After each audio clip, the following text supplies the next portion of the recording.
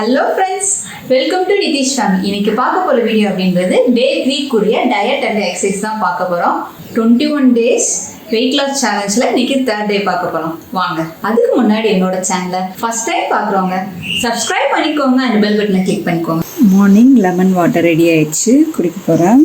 Lemon plus ஒரே ஒரு கல் உப்பு போட்டிருக்கேன். ஏன்னா அது நம்ம குடல் பகுதியும் சரி நம்ம உள்ளூருக்குலையும் சரி நல்லா சுத்தப்படுத்தும். அதுக்காக காலையில் எந்திரிச்சனுமே எப்பவுமே வார்ம் வாட்டர் இல்லைன்னா தண்ணி அதிகமாக கொடுங்க.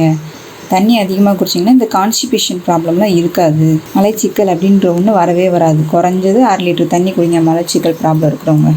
இந்த தண்ணி நான் குடிப்பேன், 6 லிட்டர் தண்ணி. கிரேப் ஜூஸ் மார்னிங்கில்.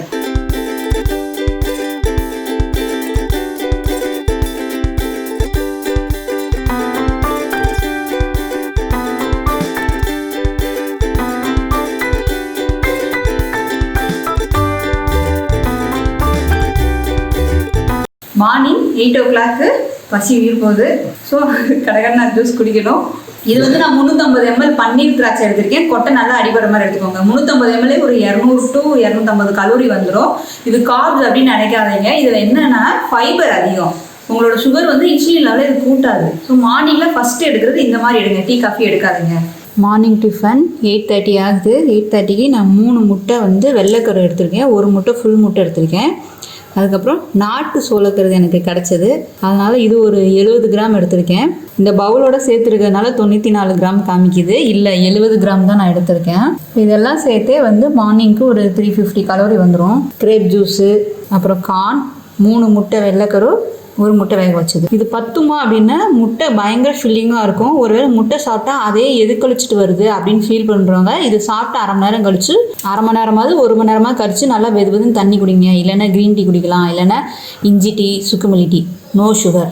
3 முட்டையோட வெள்ளைக்கரு எடுத்துருக்கோமா, 1 முட்டை வந்து ஃபுல் முட்டை எடுத்திருக்கேன். இதில் மஞ்சள் எடுக்கணுமா அப்படின்னு கேட்டால் கண்டிப்பாக எடுக்கணும். ஏன்னா நம்மளுக்கு ஃபேக்ட்டும் தேவை, குட் ஃபேக்ட்டும் கரெக்டாக எடுக்கணும். அதனால குட் ஃபேக்ட்டும் ரொம்ப முக்கியம். மஞ்சள் கருவில் குட் ஃபேக்ட் தான் இருக்குது, வேக வச்ச மஞ்சள் கருவில். ஸோ எடுத்துக்கலாம், 1 எடுத்துக்கலாம் ஒரு நாள். மிட் மார்னிங் 11 மணிக்கு நான் 2 கொய்யாப்பழம் மட்டும் எடுத்திருக்கேன்.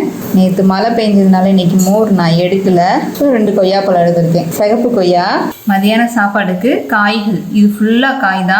காயும் நீர் மோர் 1 கிளாஸ் எடுத்திருக்கேன், 250 ml. காய் அப்படின்ற போது இன்னைக்கு நான் வதக்கி தான் செஞ்சுருக்கேன். ஸோ வதக்கி செய்யும்போது 400 கிராம் காயே வந்து 320 கலோரி வந்துடும். இதே வதக்காமல் நீங்கள் அப்படியே ஸ்டீம் பண்ணி சாப்பிட்டீங்க அப்படின்னா ஒரு 400 கிராம் காய் வந்து 150 கலோரி தான் வரும். இந்த காய்கள் வந்து இன்னைக்கு நான் எப்படி செஞ்சுருக்கேன் அப்படின்றத பார்க்கலாம் வாங்க. மத்தியானத்துக்கு லஞ்சு நான் கொஞ்சம் சாதம் எடுத்துட்டாலும் இன்னைக்கு காய் இல்லை. அதனால எனக்குன்னு கொஞ்சம் காய் மட்டும் எடுத்துக்க போகிறேன்.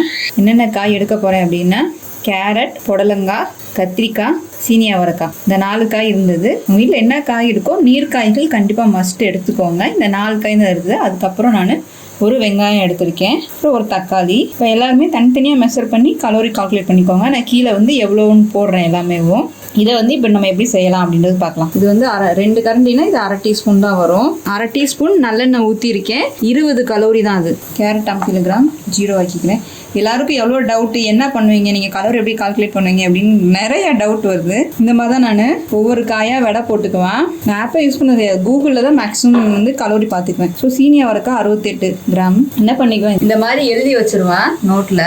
ஒவ்வொரு காயும் வந்து எழுதி வச்சு நோட்டில் எழுதி வச்சு கால்குலேட் பண்ணி தான் காமிப்பேன் நான் எல்லாமேவும். கத்திரிக்காய் 53 இந்த மாதிரி எழுதி வச்சுட்டு ஒவ்வொன்றையும் கூகுளில் போய் இது எவ்வளோ கலோரின்னு பார்த்துக்குவேன். குக் பண்ணது எவ்வளவு, குக் பண்ணாமல் எவ்வளவு, ஆயில் கம்மியாக எடுத்துக்கிறது. ஸோ ஆயில் அப்படின்ற போது இன்னைக்கு வந்து நம்ம எவ்வளோ எடுத்துருக்கோம் அப்படின்னா 1/2 டீஸ்பூன் தான் எடுத்திருக்கேன். அது வந்து எவ்வளோன்னா 20 கலோரி தான். இந்த மாதிரி தான் உட்காந்து ஒன்றா போட்டு ஃபஸ்ட்டு ஸ்டார்டிங்கில் பண்ணேன். இது எனக்கு தோராயமாக எழுதுனதுங்க. தயவுசெய்து இதில் ஸ்பெல்லிங்லாம் பார்க்காதீங்க. அரைக்குறையாக எழுதியிருப்பேன் எல்லாத்தையுமே.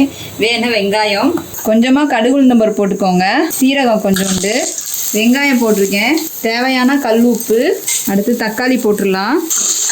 எல்லா காயும் போட்டுடலாம். லைட்டாக 2 வதக்குங்க போதும். கொஞ்சமாக வீட்டில் அரைச்ச மிளகாப்பொடி 1/2 டீஸ்பூன் போடுங்க போதும், காரமாக இருக்கும்.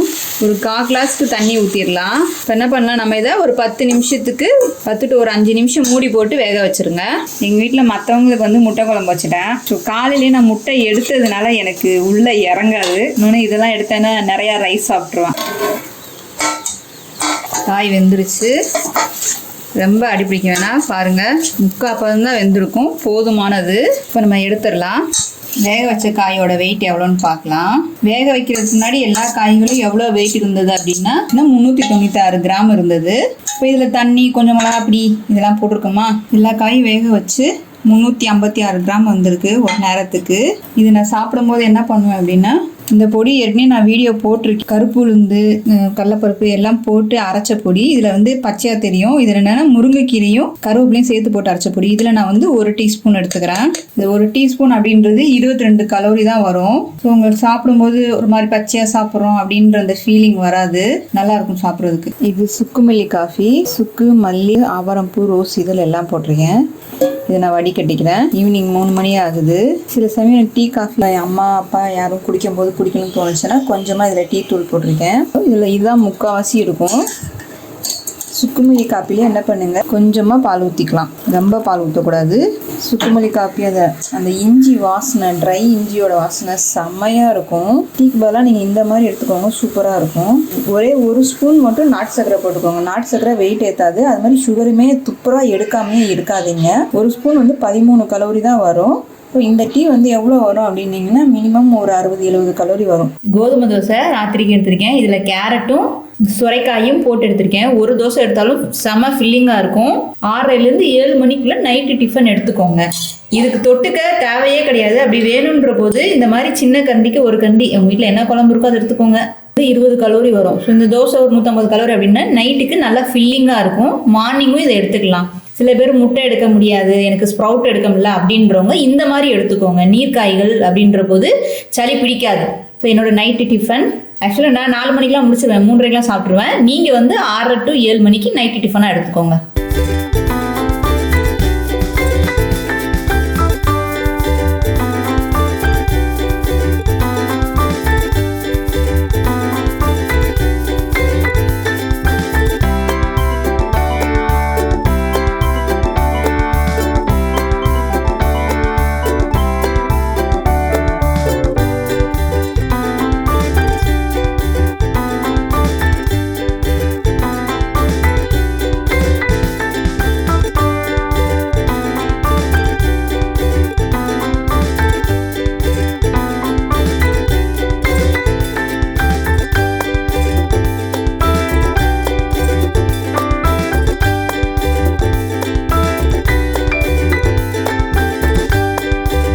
ஈவினிங் வந்து லோயர் பாடி ஒர்க் அவுட். நான் லோயர் பாடி ஒர்க் அவுட் வந்து ஒரு 30 நிமிஷம் பண்ணியிருக்கேன். நேற்று நல்ல மழை பெஞ்சதுனால என்னால் மார்னிங் வாக்கிங் போக முடியல. அதனால இன்னைக்கு நான் வந்து ஈவினிங் தான் வாக்கிங் போகணும். இனிமேல் தான் வாக்கிங் போகணும். அப்புறம் சப்ஸ்கிரைபர் ஒரு சிலரோட டவுட் என்ன அப்படின்னா, நான் மதர் ஃபீடிங் பண்ணிட்டு இருக்கேன், நான் வந்து இன்டர்மீடியட் ஃபாஸ்டிங் பண்ணட்டுமா அப்படின்னு கேட்குறாங்க. அதாவது தாய்ப்பால் கொடுக்குறவங்களும் சரி, மாசமா இருக்கவங்களும் சரி, இன்டர்மீடியட் ஃபாஸ்டிங் பண்ணாதீங்க. மாசமா இருக்கும் போதும் நீங்க ஃபீட் பண்ணும் போதும் தாய்ப்பால் கொடுக்கும் போதும் நீங்க பண்ண வேண்டிய ஒரே கண்டிஷன் என்னன்னா, ரைஸை கம்மி பண்ணிக்கோங்க, காய்கள் அதிகமா சேருங்க, டெய்லி கீரை சேருங்க.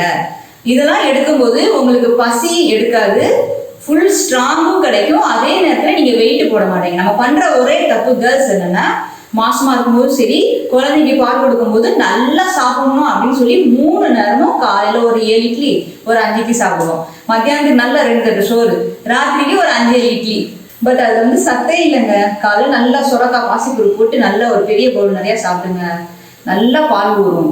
அதே மாதிரிதான் முருங்கைக்கீரை துவரம்பருப்பு போட்டு செய்யுங்களேன், சூப்பரா இருக்கும். ஒரு நேரம் சாப்பாடாவே முருங்கைக்கீரை நீங்க எடுத்துக்கலாம். காலையில நல்லா பசிக்குது அப்படின்ற போது மாசமா இருக்கவங்களும் சரி, பால் கொடுக்குறவங்களும் சரி, டெய்லி பழங்கள் ஜூஸா எடுக்காம ராவா சாப்பிடுங்க. சும்மா இருக்கும்போது நொறுக்கு தீனிகள் தின்னாதீங்க. இந்த மாதிரி செய்யும்போது யாருமே வெயிட் போடவே போடாது. நம்ம செய்யற எல்லா தப்பையும் செஞ்சுட்டு வெயிட் போட்டுருச்சு, குழந்தை இருக்கும்போது வெயிட் போட்டுருச்சு அப்படின்னு சொல்லிட்டா எல்லாமே தப்பு தப்பா பண்ணா வெயிட் தாங்க போடும் கண்டிப்பா.